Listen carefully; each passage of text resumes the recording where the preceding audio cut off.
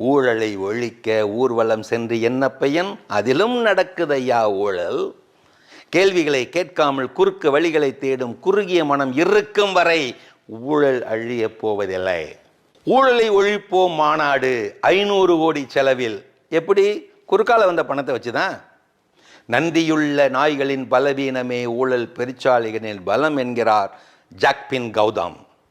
India ஏழை நாடல்ல, ஊழல் கேடிகளால் ஏழையாக்கப்பட்ட நாடு. நான் வந்தால் இதை செய்வேன் அதை செய்வேன் என்பவரெல்லாம் ஊழல் செய்யாமல் இருந்தாலேயே போதும். நரகமும் நகரமும் சேர்ந்து இன்று நவீன உலகம் ஆனது. கைபேசியில் பேசும் பழக்கம் வந்து இன்று கண் பார்த்து பேசும் பழக்கம் போனது. முகநூலில் முகம் தெரியா நபருடன் வளர்ந்த நட்பு அவருக்கு பக்கத்து வீட்டுக்காரர் பெயர் மறந்து போனது. விடிய விடிய செல்போன் நோண்டும் பழக்கத்தால் இளையோரின் எதிர்கால வாழ்வே பள்ளம் விழுந்து போனது. இதில் இவர்களுக்கு ஊழலை ஒழிக்க நேரமேது?